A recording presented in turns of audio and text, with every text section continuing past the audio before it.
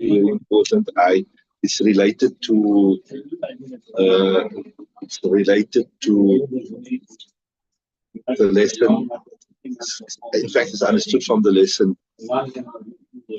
There's something termed as Hawaija Asliya. It's termed as Hawaija Asliya. Hawaija Asliya means the things you need for your personal usage, things that you use for your personal usage. Like you, for example, you have a personal car, right? You have your personal phone, right? You have your personal clothing, right? A woman in her house, she has a personal stove, she has a personal dishes, etc. Right? You have, so these things, there's no zakat upon this. These things, it has no implications in the masal zakat at all. Hawaij asliya, those things that you use, even if you use it really, even if you use it really, like I'll give you a simple example, like a woman by the house, maybe she has a dinner set that she only uses on Eve day or on occasion. That is still a Hawaij asliya. That is still something you can say is her personal usage. You, for example, as the man of the house, you've got your car that you drive every day to work, small car, right? Then you got a slightly bigger car, which is a family car. You should use weekends to take the family out. So you need that car. That is your Hawaii Asliya. You understand what I'm saying? I'll give you another example. You got in your house, your family of five. You got five beds, right? But you got one extra room which has a double bed. Now sometimes when the guests come, or maybe your married children come, you use that bed. Even though you use it already, but it is still your Hawa Asia Asliya. It is what we call them as from your essential household items, right? Are you with me? So this, which we term as Hawa Asia Asliya, that you use it, you have need for it, even if it is really, it has no implications in zakat whatsoever, right? You got that? Then the second thing is, I told you what is Isabe Nami. Isabe Nami means those things which it grows or it has the potential to grow. I repeat, it has growth or it has the potential to grow. Like we told you, the things that grow, you got free grazing animals that you're breeding with that grazes for the greater part of the year. That physically is growing. Are you with me? You bought something to resell it like you're a businessman, right? You got stock and trade, right? You buy whatever business, you got the clothing business, or you got the grocery business, or whatever. So, or you got the car business, you buy and sell cars. That it doesn't have potential growth, but it has physical growth because you're going to buy that thing and generally you're going to sell it in a profit, right? So that is zakat nami. What is that? Right? And then even if you got some item which it has the potential to grow, but you're not growing it. It has the potential to grow, but you're not growing it. Like I told you in the time of Nabi Sallallahu Alaihi Wasallam, that would be gold and silver. The gold and silver, you have the potential to grow it. You have the potential to grow it, right? But you're not growing it. So there also, that is also, so something which has the potential to grow, but you are not growing it, that also comes under zakat and nami. What it comes under? Zakat and nami, right? So that is now the second category of goods that a person can possess. The third category is that which does not grow, neither does it have the potential to grow, but it is something that you don't need it. I'll repeat that. And I'll give you an example to understand what it means. It doesn't physically grow. So it means it's not goods of trade. just something you bought to sell. And it's not something which have the latent quality to grow like cash. So, example, you got an extra car that you're not using at all. You don't even use it weekends, right? Right? You don't. You got in your house extra beds, for example. You don't use it at all, at all, at all, at all, at all. Right? Are you with me? Now, this if this items that you have, which is not the Nami one, it's not the one that grows, you don't have to pay zakat on it. You don't have to pay zakat. But if it reaches nisab, it stops you from the eligibility of receiving zakat. You understand what I'm saying? Yeah, stop again. If you're not using it, yeah. If you got your other car that you are using and you're not using this car at all, so such a person can't accept zakat. Now the difficulty comes, most people nowadays they have television type of thing, right? Now, now, can you consider television as part of your Hawaii Asliya, your essentials of your everyday life? Definitely not. So now, can you give such a person zakat? But okay, now this two. So technically speaking, that person can't get zakat, but there's two reasons why you can't get zakat. One is now the zakat nisab is so high, so that television is way below the value of the zakat nisab. And there's another factor also. Remember when you're working out your nisab, you always minus your liabilities, your current liabilities, the debts that you have. And most of the people nowadays, 99.9%, they all got debts. So even though they got some extra things in the house, but most people have debt. Most people have debt. So once you minus the debt from that day, once you minus the debt from there, then if the debt encompasses the nisabe nami, right? Then uh, it has no what you call it.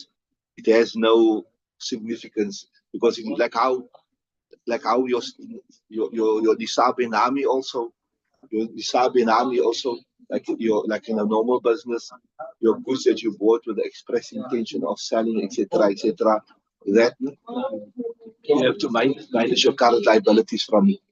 Current liabilities means like your lights, your water, and what you owe the merchants. Why are we discussing this here? Long-term liabilities, like if you got Allah Ta'ala protect us, you got a bond from a conventional bank, which is obviously haram. But okay, say since you got it, or you got maybe a halal from an Islamic bank, whatever. Then, if you look at the debt, if you take the whole debt, it means most people won't have to pay zakat because look at it, most people today they have a home loan, right? So it means a person got 100,000 rand, you got 200,000 rand, right? You got gold, you got silver, but he owes on his house 1 million, 2 million, whatever. So that means if you minus the whole debt, what happens? The person has to pay zakat. If you look at all the big businessmen, the property people, they all work on scope. All of them, they got big debts. All of them, very few. So they bought a building for 10 million, they bought a building for 20 million, and now they got business also, but they're stuck in their business, maybe it's 5 million, 6 million. So if you look at it like that, if you take the whole debt, what's going to happen? No big business is going to pay zakat, right? So what the ulama done there is they say you look at 1 year's installments, 1 year's installments, and they take this also from they understand this masala from another masala about the mahar, where a person agrees to pay off the mahar to his wife or something, and then you take 1 year's installments, right? So the next hadith we're going to do is related to this, what I discussed. I hope you people understood all that properly. So you get zakat and nami, you get nisab and nami, you get nisab and nami, right? That which you have to pay zakat on. Then you get hawaij asliya, your personal items, even if you use them rarely, even if but they're considered to be your personal items, so they no implication of zakat. And then you get the nisab, which is over and above your hawa'ij asliya, but they are not bought specifically for the reason of reselling it. Like I told you, you got the extra car that you're not using at all, at all, at all. You got the extra car that you're not using at all, at all, at all, right? I think the girl madrasa is closed today. I don't think they have classes today. Maybe Mala forgot here, but I see all the schools, everyone is closed today. We're the only people that's open today, mashallah. That's all I said. Right. So okay, I'll send them now early too. So let's say yeah. So that extra thing, you don't pay zakat on it, but it stops you from accepting zakat. Right? Now let's look at the hadith, inshallah. Bismillah. الرحمن الرحيم. هريرة رضي الله عنه قال قال رسول الله صلى الله عليه وسلم ليس على المسلم صدقة في عبده ولا في فرسه وفي رواية قال ليس في عبده صدقة إلا صدقة الفطر. That's where the relevance came in. I told you. See there. بسم الله الرحمن الرحيم. وعن ابي هريره نريت الاثار ابو هريره قال رسول الله صلى الله عليه وسلم ليس على المسلم صدقه في عبده ولا في فرسه. There's no sadaqah, there's no zakat for a person in his slave and his horse. So where does it fit in? Come tell me and I explain to you. Where does it fit in? Where does it fit in? I gave you three things. Where does it fit in? Online people can tell. Where does it fit in? Loud? Huh? Hawa'ij asliya. It is what items of personal use, like your personal clothes. You got how many Moroccan kurtas you got? If you got certain Moroccan kurtas that you are not using, there is a Hawa'ij asliya. So you got 5 Moroccan kurtas that you are using it. So that is your Hawa'ij asliya. So to have a slave was Hawa'ij asliya, part of a person's daily necessities, right? So there's no so your personal sadaqah here comes in the meaning of zakat, right? So there's no zakat in abdihi, your personal slave that you have by your house. Wala farqihi, your personal horse. Like you have a horse, you're like how in our context, you have a conveyance, a car that you use, your own car that you use. People ask, especially, you'll be surprised. People ask you, but I pay a card for my car, whatever, whatever. People ask you funny questions, right? Or just while we're on this point here also, if you got a business, right? And in the business you have like a lot of machinery and equipment. There's no zakat on that. Why? Because that equipment you never buy to resell it. Remember, I told you it's either cash or it is ma'ale tijarat. That you got the catering business, maybe you got a cafe, or you got like a takeaways or something. The equipment in the business, you don't pay on that. Why? You don't pay on the property also because that is your personal usage stuff. You understand what I'm saying? Yes, the stock that you're going to sell it, you understand what I'm saying? So you pay on the stock. So that goes, yeah, so that also maybe follows under, it comes under Hawaii Asriya. It comes under Hawaii Asriya. So, ولا في فرسه, right? وفي رواية, and in another riwayat it says, وفي رواية قال ليس في عبده صدقة إلا صدقة الفطر, that you do not pay zakat on your slave. That means you got a slave that is your working in your house. You don't have to pay zakat. Yes, if you are a slave trader, you buy and sell slave, then that comes under Malik Tijarat. You understand what I'm saying? That's a different story. You buy slaves and you sell slaves, whatever the slaves, and if you sell them, then that's Malik Tijarat. But here, we're speaking about your personal slave. But yes, you have to pay Sadaqatul Fitr. Why you have to pay Sadaqatul Fitr? Because remember that you don't do this again. الرأس يمول ويلي عليها. If you come across that hadith, that the man of the house, everybody who is responsible for, is like responsible for his children, etc., etc. You pay Sadaqatul Fitr for them. Understood? So just so I already gave you the explanation of this hadith here. But let's just look at it for what they got in the Kitab here. So the slave that you bought the slave. This year, obviously, today you have what you call servant or like a child lady, not a child lady, or like a maid or like a gardener. That's different. You don't own that people, right? That's a ajir. What is that? Ajir means an employee. That doesn't feature here anywhere in this, what you call it. That's a ajir. When we do kitab al you get ajir khas and ajir mushtarak. Somebody who works specifically for you, that's ajir khas. Ajir mushtarak is like how you say a service provider. Just provide services to different people, right? So somebody who works full time for this ajir khas, and somebody that like a doctor, he works for this person now, he works for that one, he works for that's ajir mushtarak. So anyway, so don't confuse slave with your person that works in your house, your child lady, your nanny, your garden boy, or whatever. Right. So yeah, we spoke about the day. Obviously, there's no question of zakat. There's no question your nanny. There you can give them sadaqah, whatever it's worth. But there's no question of you paying zakat from them, whatever. So the slave that is not for tijarat, it's for your personal use with the khidmat of your home. So there's no zakat. And yes, this is unanimous amongst all the ulama. There's no zakat on these on the slave. And then, like I told you, now horses, there's three types here which we done early. One is that you use it, even if you use it occasionally, still you use it, right?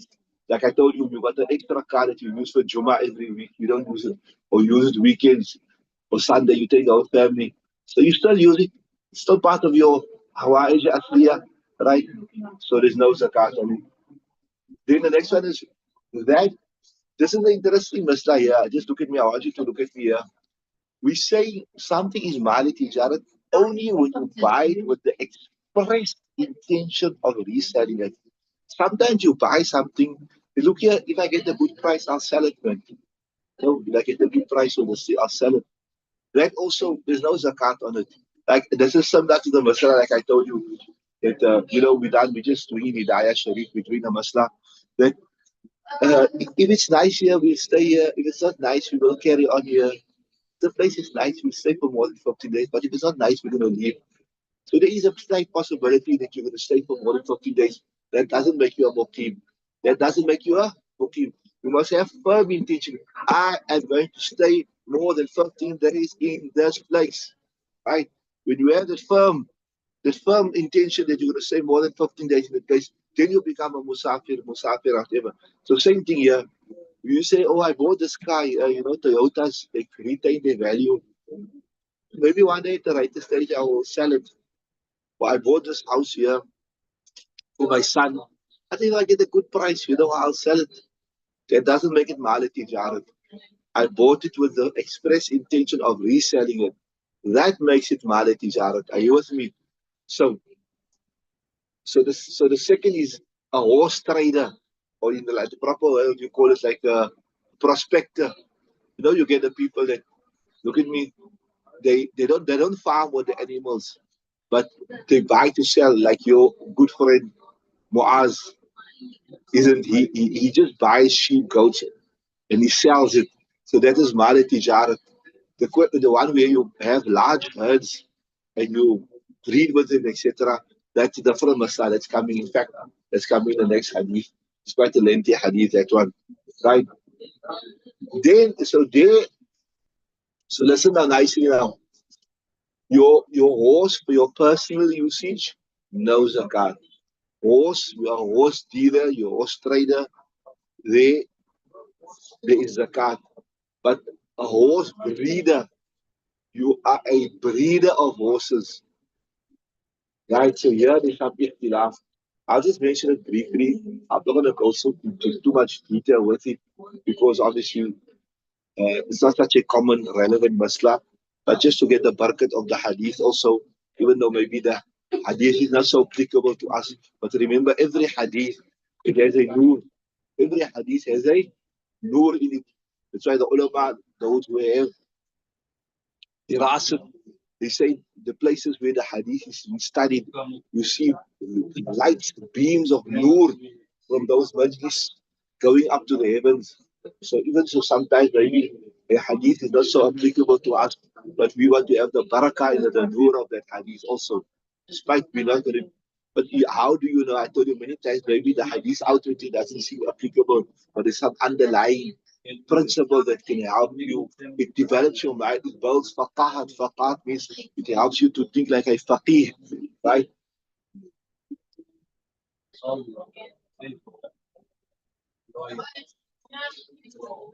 think Imam Hanifa say if a person only have male horses, what? He only have male horses. He's got like a whole lot of male horses, and maybe he brings them in whatever in his personal usage. It hasn't been bought with the express intention of reselling. So you got like a whole herd. What you say? What of horses? A herd of horses, man. Is a herd of horses? What you say of horses? A herd of horses. You got the whole herd, but it's only males in there, right? Right? And they're not. You haven't bought them for the express intention of reselling. So maybe you're gonna break them in. You're gonna use them for your personal use or whatever. Then there's no zakat because they're not gonna increase, right? And if you got a whole herd of only female horses, then according to the correct opinion, according to Hanifa, then there will be zakat. Because even though you don't have a male with them, but they can breed. They may come in contact with the standard or whatever.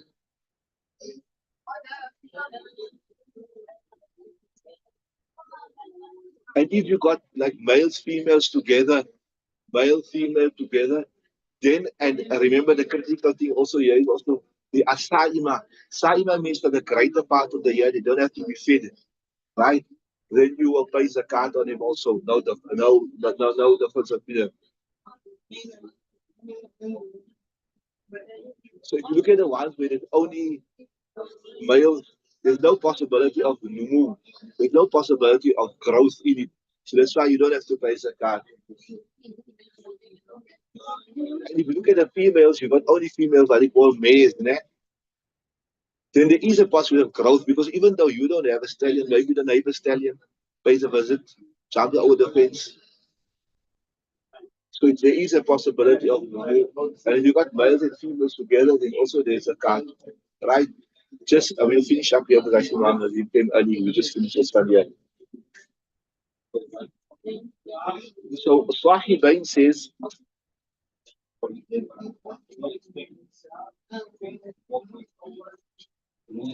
yeah, I forgot to tell you this part. So this is the explanation Imam Wanifa gave. What he gave some explanation. If there's only males, there's no zakat. If there's females, there is zakat. And if there's males and females, then there's zakat. Sahibain said there's no zakat in horses at all. What Sahibain say? And in fact, Sahibain here is with the Jamhur ulama. So who's the Jamhur ulama? Imam Abu Hanifa, sorry, Imam Malik, Imam Ahmad bin Hanbal, Imam Shafi. So you got the five ulama on one side and you got Imam Hanifa standing alone on one side here. So here, Jamhur ulama use this hadith here. They say, what does hadith say? Meaning, wala fi farsihi. They take this hadith in general. That there's no zakat on a horse, right? But Imam Abu Hanifa, he qualified and he said, this refers to the horse of personal, the one that you use for your personal self. You understand what I'm saying?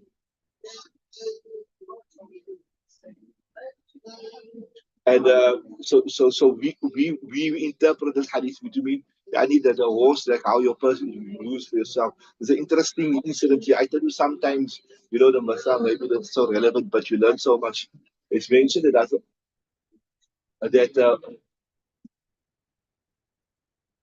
there's a story that once as Umar radiallahu ta'ala anhu,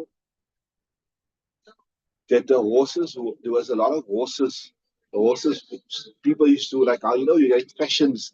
People were breeding horses, and they were breeding this Arabians. They were breeding good quality horses, and the prices of the horses went up because, right?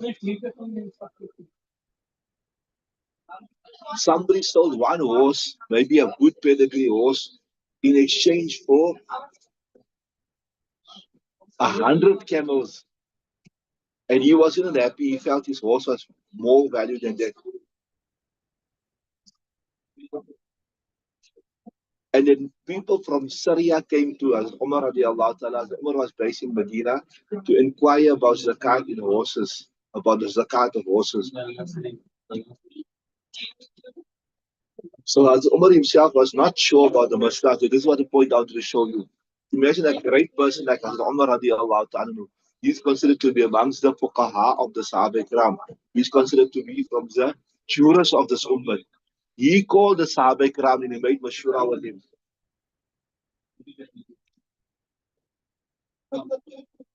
And they all gave the mashura that there is zakat in horses to such an extent as the Ali radiallahu. Remember, there were certain Sahaba Ikram that were considered to be the jurists, right? And who are they? Just briefly, the Khulafa Arba, Abu Bakr, Umar, Uthman, Ali, they were considered to be the muftis of the ummah. As you know, his names came across Ibn Umar, Ibn Abbas, Ibn Mas'ud, Mu'az bin Jabal, etc. If you do extra studies, postgraduate studies, you do more about this. So even as the Ali radiallahu ta'ala who said that there is zakat in horses. So this is a proof of the Imam Hanifa. And this riwayat here of this, as Umar gave the fatwa that there is zakat in horses here. The Shareef mentioned, many muhaddithin have mentioned this in their books. So that means they consider this as sahih. They consider it sahih. You understand what I'm saying? That's why the same riwayat is mentioned in Musnad Ahmad, Tabrani, Tahawi, in Tariq Qutni, and Mustadrak Hakim. These are all second tier. You know what you do? Say that it is the best, the most authentic books. That's why you do it. These ones I'm mentioning you second tier books. It's like the second category, right? Mustadrak Hakim.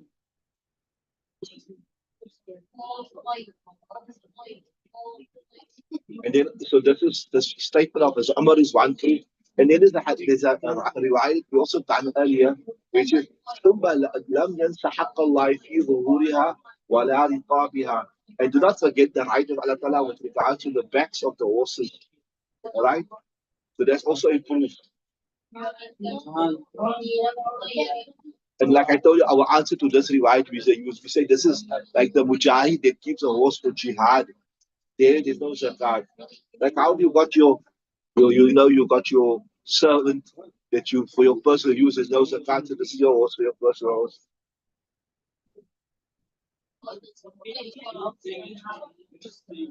Despite all that you said and done there, even though Imam Hanifa got all his dalil, the Hanafi Madhab, the fatwa is on Sahibain's phone.